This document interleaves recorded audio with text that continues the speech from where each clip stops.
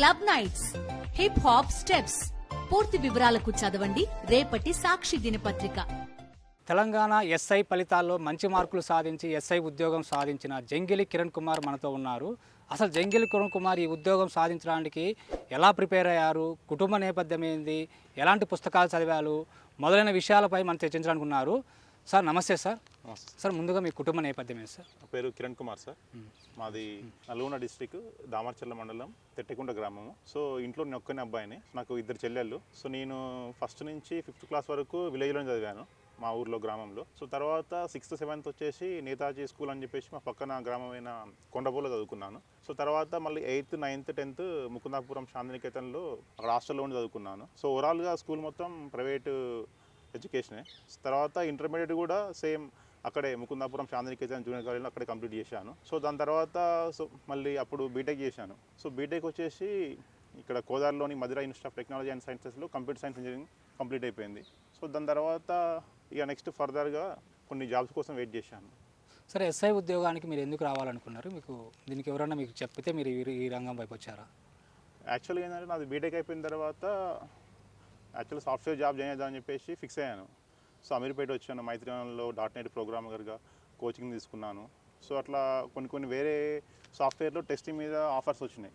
But ఏంటంటే join కావాలి, కేవలం నాకు .NET ప్రోగ్రామరే కావాలని చెప్పేసి ఒక 1 year 1.5 year కూడా వెయిట్ చేశాను. అప్పుడు ఏంటంటే సాఫ్ట్వేర్ రిసెషన్లో ఉండే. సో దానికోసం కొన్ని ఇంటర్వ్యూస్ బెంగళూరు కూడా వెళ్ళాను. సో ఫైనల్గా కూడా కొంచెం స్ట్రగుల్ అయినా అప్పటికి బీటెక్ కంప్లీట్ అయ్యి కూడా ఆల్మోస్ట్ 1.5 year 2 years అయింది.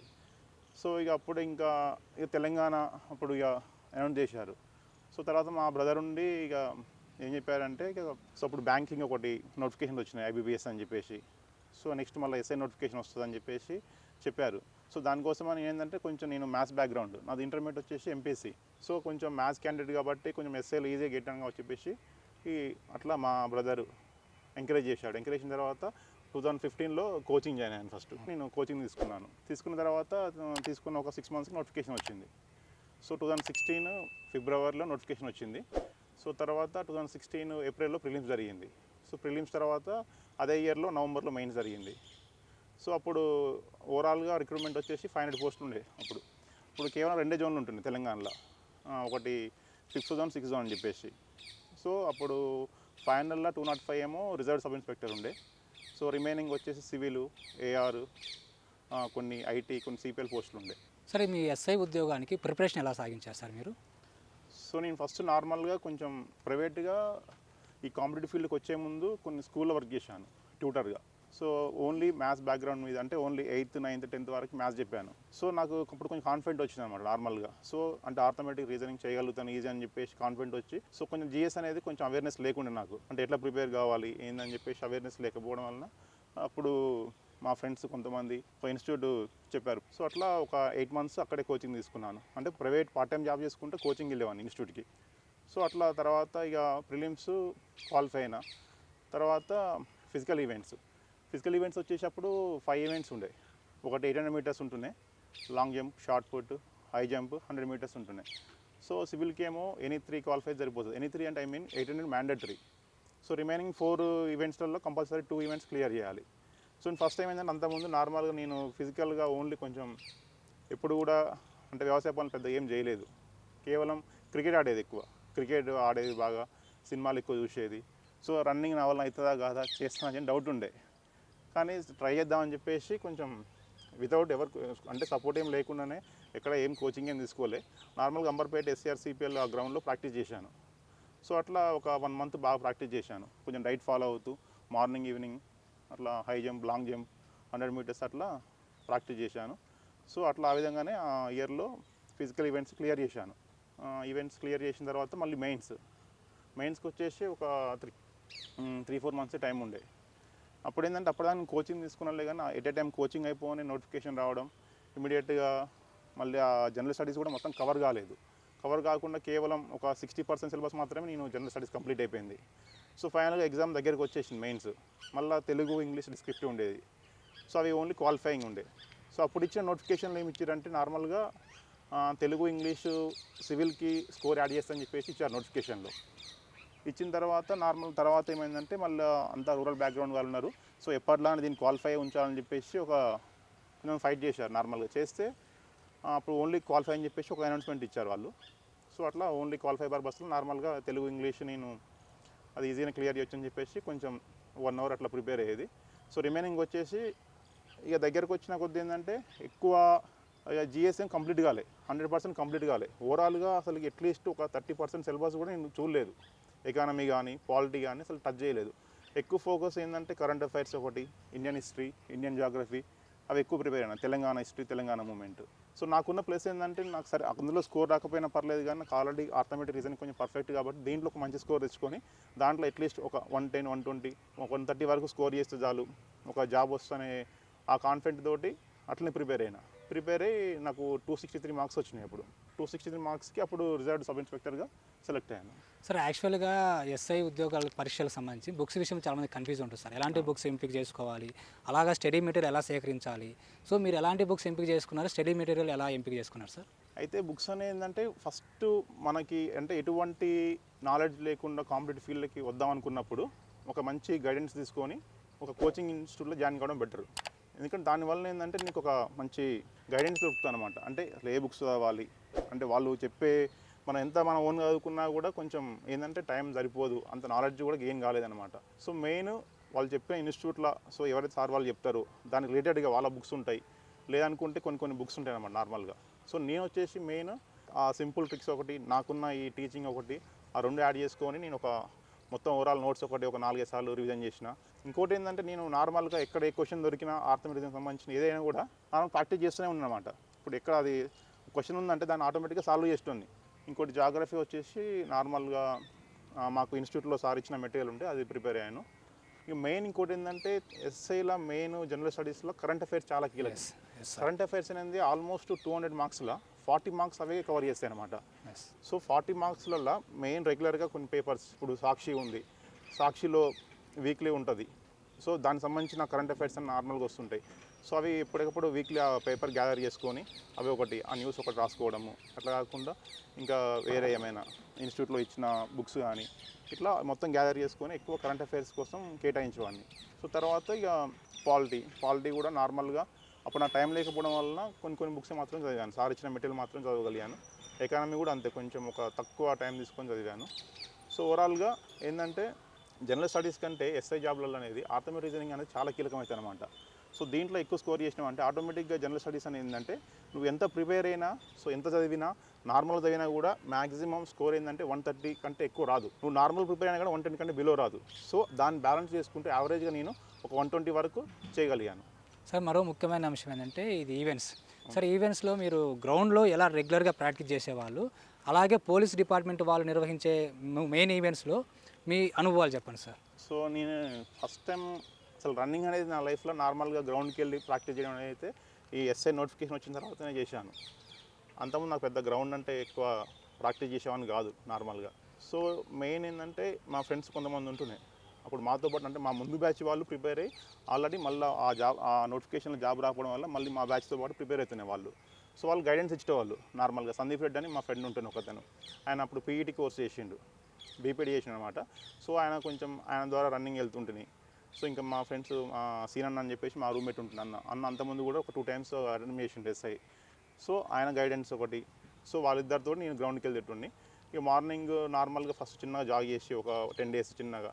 సో దాని తర్వాత కొంచెం పికప్ అయ్యి అట్లా ఒక 800 meters కాబట్టి 2 rounds కొంచెం యావరేజ్గా కొంచెం లాంగ్ స్టెప్ వేసుకొని ఈజీగా అట్లా ఆ విధంగా చేయగలను అనమాట నార్మల్గా. సో అట్లా అంటే నేను మరీ మెరిట్ ఏం కొట్టలేదు, సింపుల్ క్వాలిఫై విధంగా ఈజీగా, అంటే మినిమం ఒక 160 వరకు టైమింగ్, అంటే 160 seconds లోపు వచ్చేటట్టు నేను అట్లా షెడ్యూల్ చేసుకొని రన్నింగ్ అనేది క్లియర్ చేయాల్సి ఉంటుంది. మీకు రిమైనింగ్ ఏంటంటే లాంగ్ జంప్ అంటే కొంచెం హైట్ ఉండడం వల్ల ఏంటంటే ఈజీగా క్వాలిఫై అయ్యి 3.80 కాబట్టి అది సింపుల్గా 8 షార్ట్ పుట్ అనేది కూడా ఈజీగానే ఉంటున్నాయి.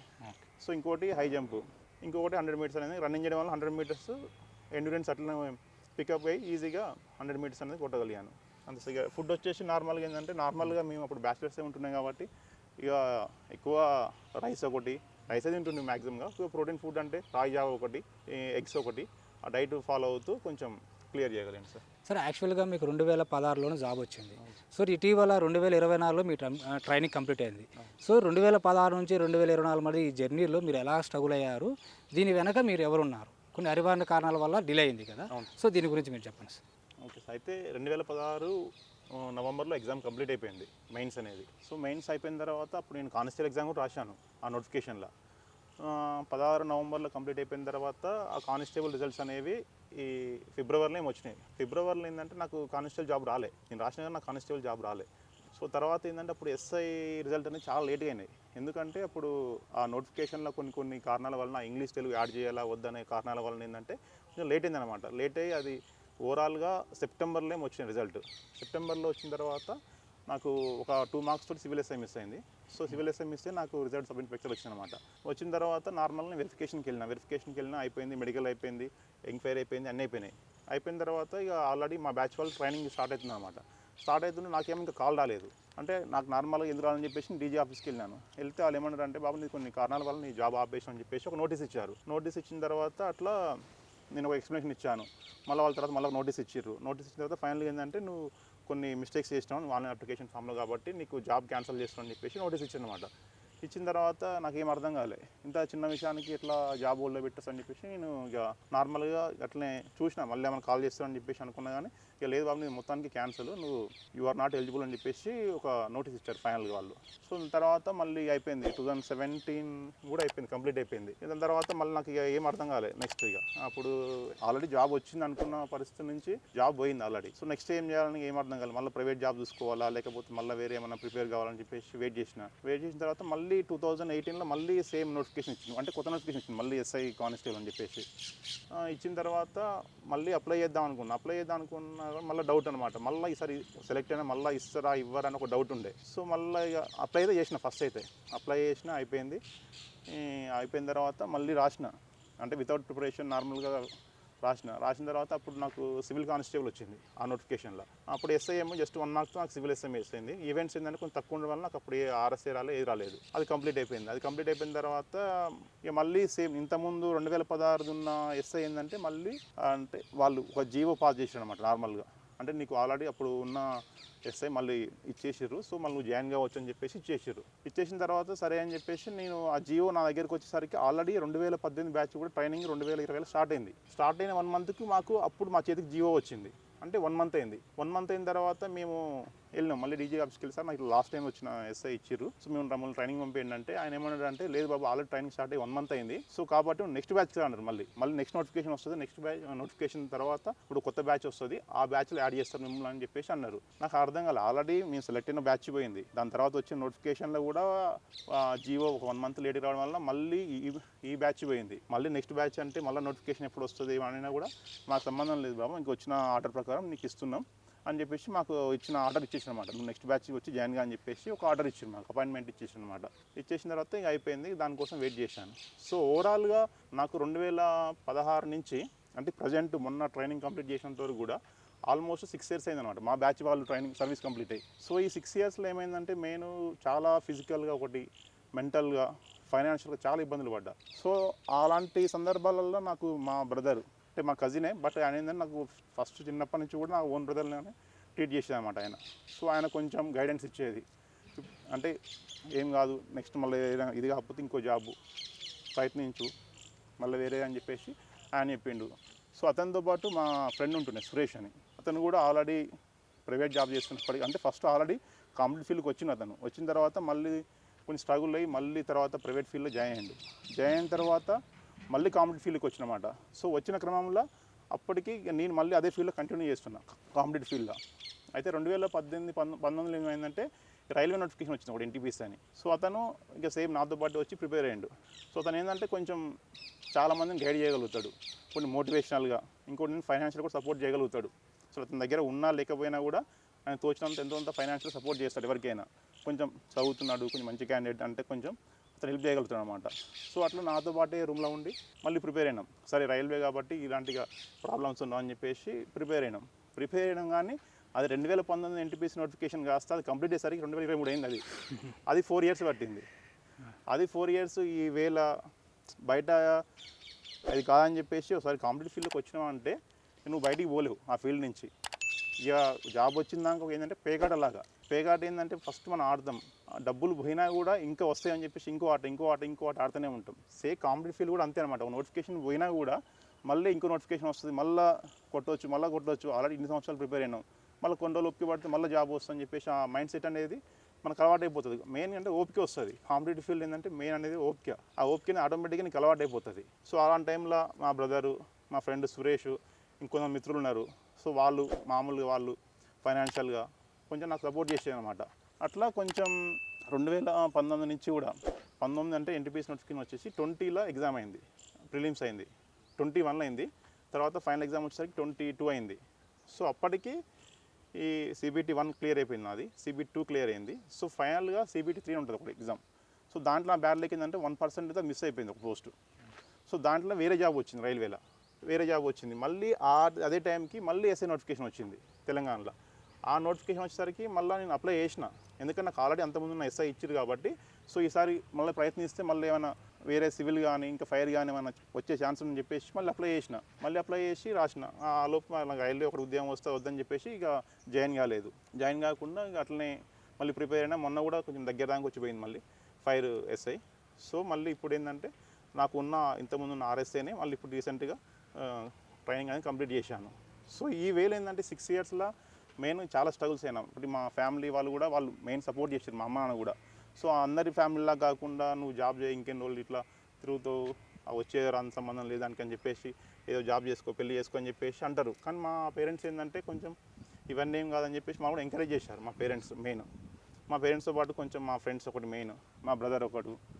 సో వాళ్ళ వల్ల ఏంటంటే నేను ఓపికగా ఉండగలిగిన ఇన్ని సంవత్సరాలు. ఓపికగా ఉండి కొంచెం ఆల్రెడీ ఇక ఈ ఏజ్లో కూడా అంటే నార్మల్గా 32, 33 ఏజ్లో కూడా ట్రైనింగ్ అంటే కొంచెం టఫ్ అనిపిస్తుంది. బట్ కానీ ఇక తప్ప అని చెప్పేసి నార్మల్గా ఓపికగా ఎట్లా కంప్లీట్ చేసిన ఫైనల్గా అయితే ట్రైనింగ్. సార్ యాక్చువల్గా ఇంత జర్నీలో ఇన్ని కష్టాలు పడినరు, ఇన్ని ప్రాబ్లమ్స్ ఫేస్ చేశారు కదా. సో ఏదైనా ఒక్క క్షణంలో అయినా అరే ఈ ఫీల్డ్ ఎందుకు వదిలేద్దామనే ఫీలింగ్ వచ్చిందా మీకు? అట్లా చాలాసార్లు వచ్చింది సార్. ఎందుకంటే ఇప్పుడు మంత్ కాగానే రూమ్లో రెంట్ కట్టాలి, మనకి అవసరాలు ఉంటాయి కొన్ని. సో ఆ ప్రతిసారి అనిపించేది ఏమేమి అవసరం, మళ్ళీ ఎప్పుడు ఎగ్జామ్ ఉంటుంది, అప్పటిదానికి ఏమైనా ప్రైవేట్ జాబ్ చేద్దాం, ఒక 3 months చేద్దాం, మళ్ళీ చదువుకుందాం తర్వాత అనిపించింది. బట్ ఏంటంటే మళ్ళీ ఇప్పుడున్న కాంపిటీషన్లో మళ్ళీ వేరే జాబ్ చేసి మళ్ళీ జాబ్ కొట్టగలుగుతాం మళ్ళీ అని డౌట్.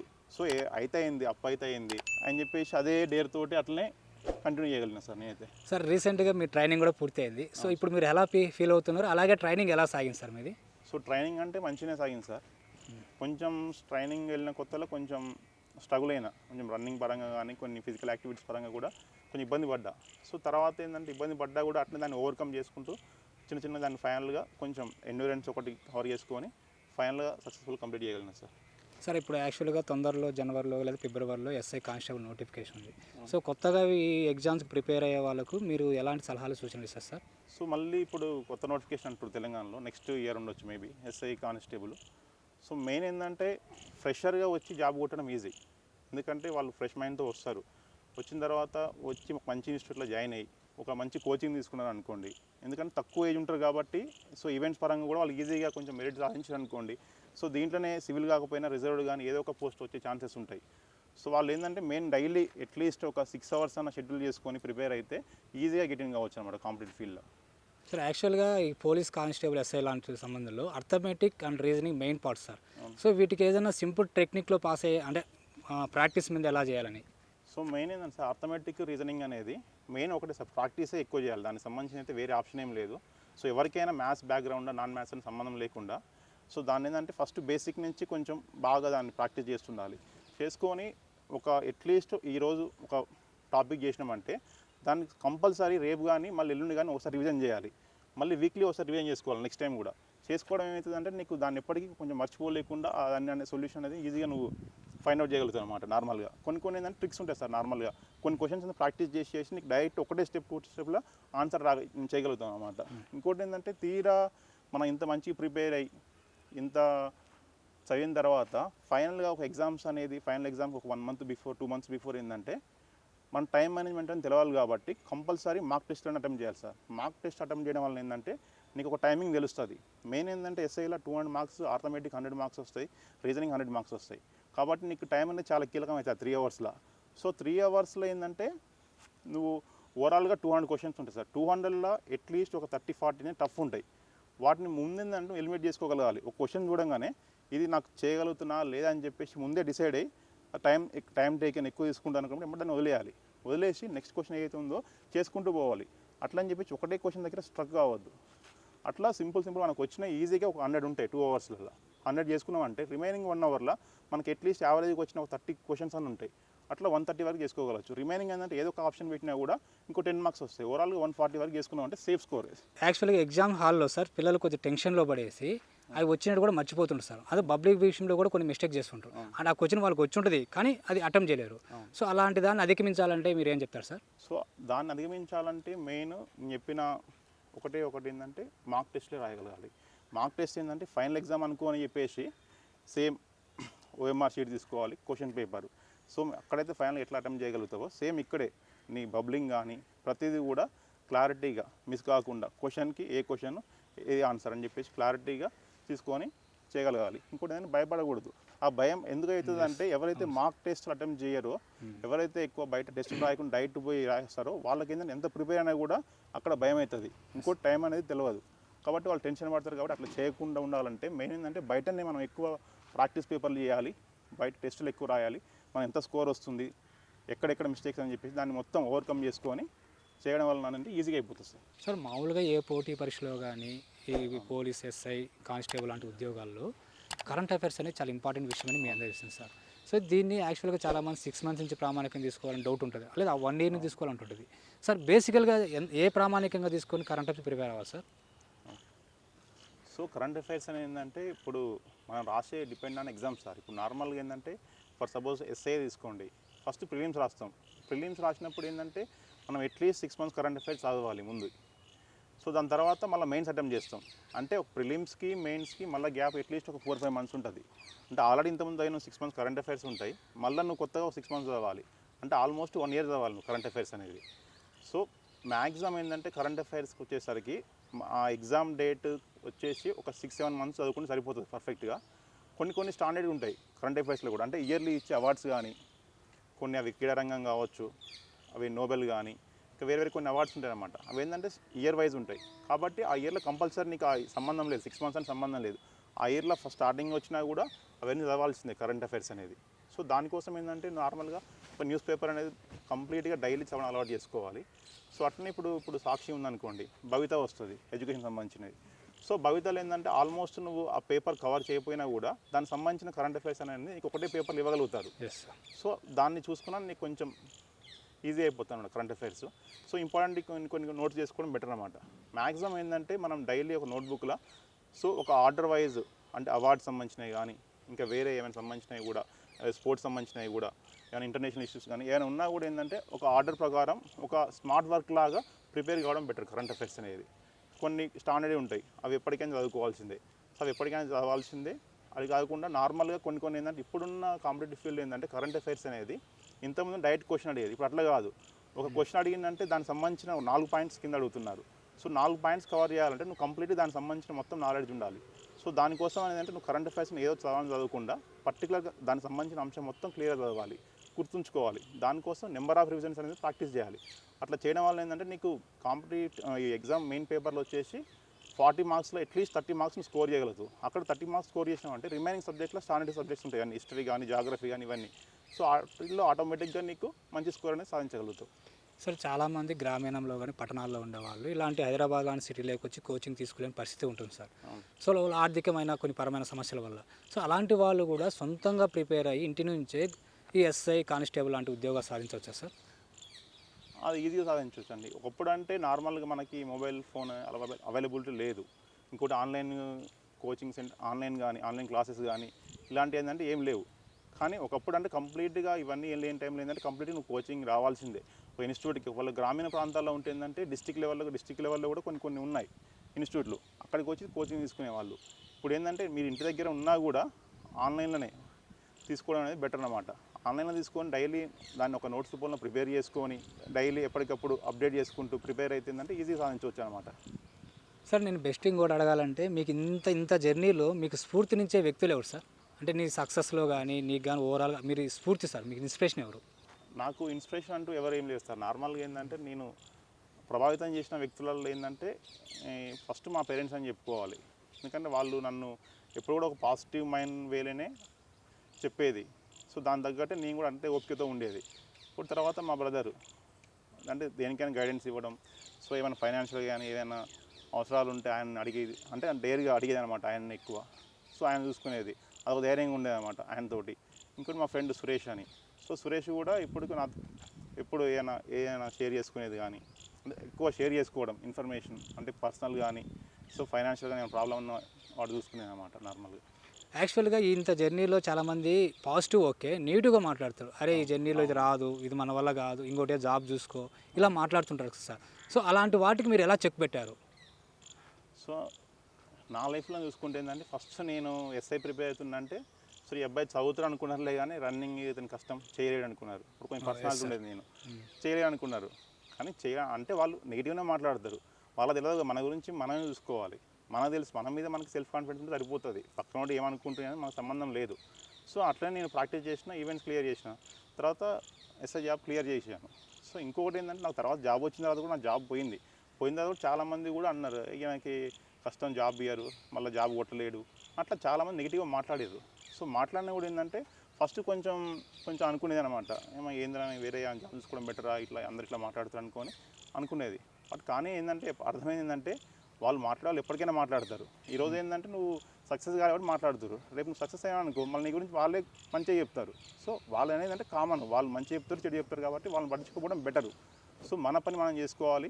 సో వాళ్ళు ఎవరిని పట్టించుకోకుండా మన పని మనం చేసుకోగలిగితే ఏంటంటే మనం విజయం సాధించవచ్చు ఈజీగా. సార్ మీరు ఇప్పుడు ఎన్నో కష్టాలు ఎదుర్కొని అంతిమంగా ఎస్ఐ జాబ్ సాధించారు, ట్రైనింగ్ కూడా కంప్లీట్ అయిపోయింది. సో ఈ సందర్భంలో మీరు ఎలా హ్యాపీగా ఉన్నారు, మీ అమ్మా నాన్న ఎలా ఫీల్ అవుతున్నారు సార్? ఇప్పుడు సక్సెస్ అనేది సేమ్ ఒక జర్నీ సినిమా లాగా sir. Yes sir, journey cinema ఉంటుంది చూసిరా.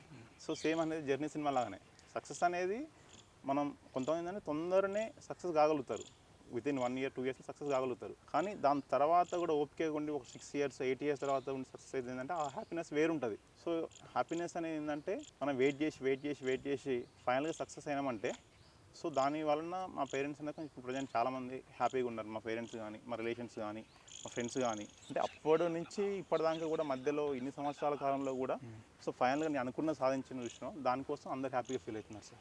సార్ ఇప్పుడు యాక్చువల్గా ఏ పోటీ అకాడమిక్ ఎగ్జామ్స్ కానీ కాంపిటేటివ్ ఎగ్జామ్స్ ప్రిపేర్ అయ్యే విద్యార్థుల్లో మేజర్ డిస్టర్బ్ చేసే సోషల్ మీడియా, ఫోన్. సో వీటిని ఎట్లా అవాయిడ్ చేసి దూరంగా ఉండాలి, అదే పాయింట్స్. సో సోషల్ మీడియా అంటే దాన్ని మనం మంచిగా యూజ్ చేసుకుంటే దానివల్ల చాలా బెనిఫిట్స్ ఉన్నాయి, చెడుగా వాడుకుంటే మాత్రం ఎవరేం చేయలేరు. సో సోషల్ మీడియా వలన మ్యాక్సిమం న్యూస్ అనేది కవర్ అవుతుంది. ఇప్పుడు కరెంట్ అఫైర్స్ కానీ కొన్ని సంబంధించి ఇప్పుడు ఆల్మోస్ట్ మీకు సోషల్ మీడియాలోనే మన స్టడీ సంబంధించిన మెటీరియల్ ఆల్మోస్ట్ సోషల్ మీడియానే దొరుకుతుంది ఆల్మోస్ట్. సో కాబట్టి దాన్ని పాజిటివ్గా తీసుకొని పాజిటివ్గా వేలనే ఆలోచిస్తే అట్లా మంచి అనేది యూజ్ ఉంది సోషల్ మీడియా. ఇంకో నెగిటివ్గా దాన్ని ఆలోచించి నెగిటివ్గా ఆడుకుంటే మాత్రం తర్వాత లాస్ అయిపోతారు.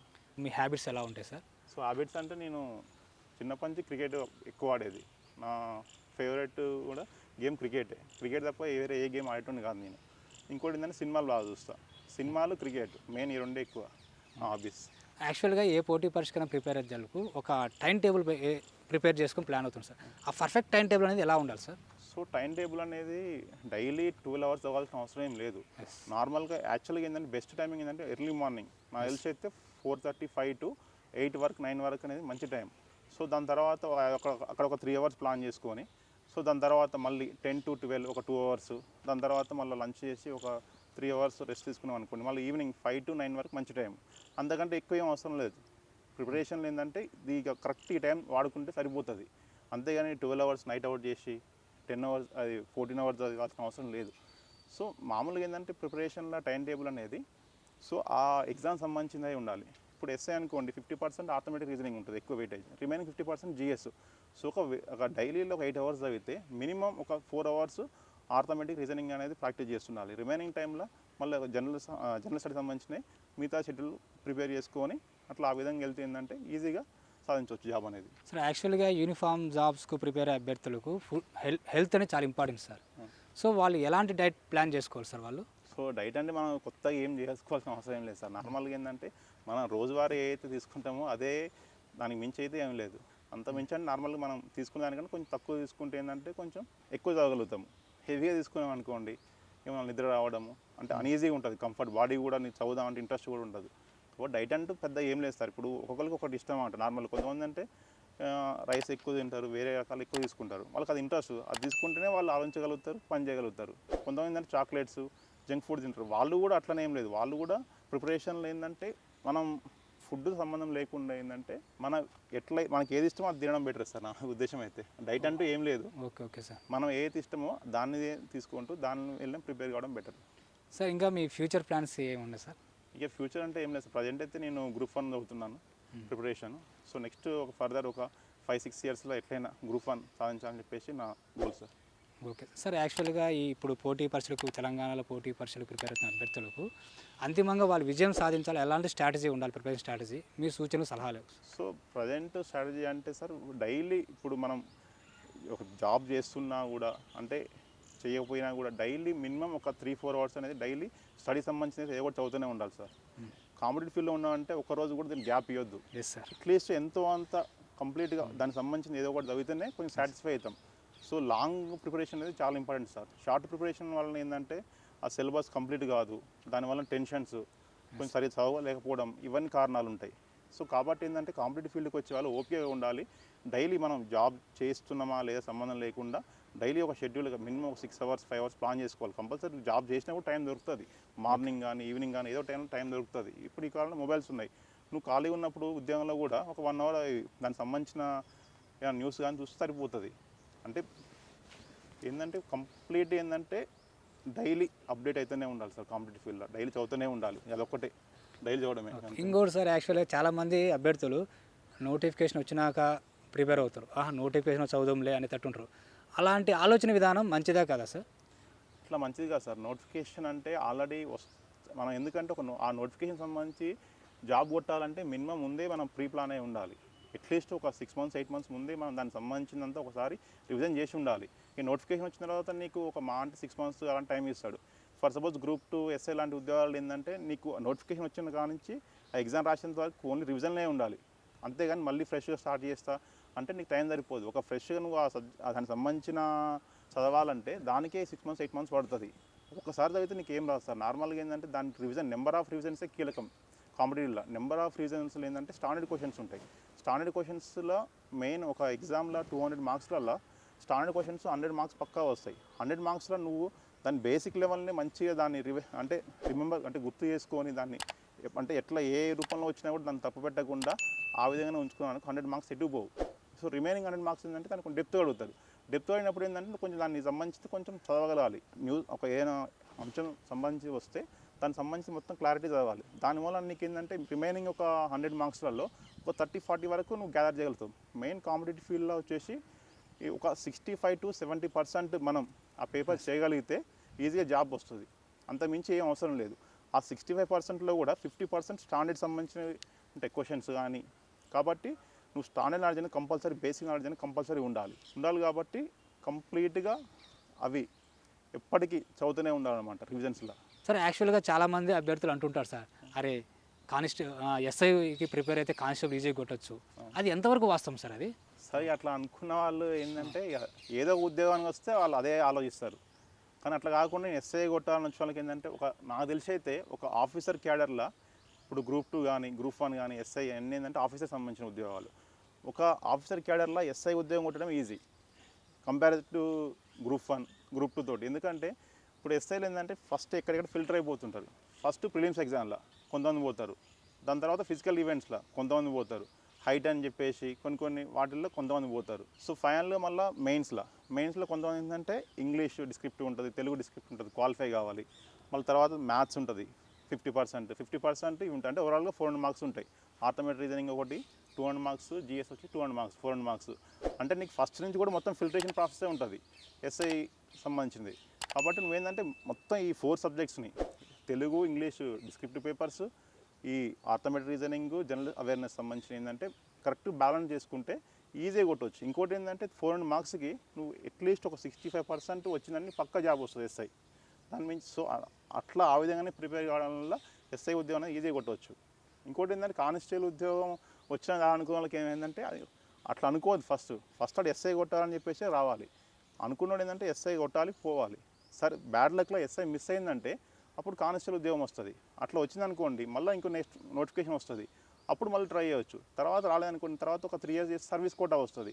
సో అట్లయినా ఎస్ఐ కొట్టవచ్చు. అంటే చాలా ఆపర్చునిటీస్ ఉంటాయి ఆఫీసర్ జాబ్ కొట్టడానికి డిపార్ట్మెంట్లో. సార్ నమస్తే sir. All the best your bright future sir. Thank you sir. ఇది ఇవాల్టి ఇంటర్వ్యూ. మరో ఇంటర్వ్యూలో మళ్ళీ కలుద్దాం. Thank you Sakshi education.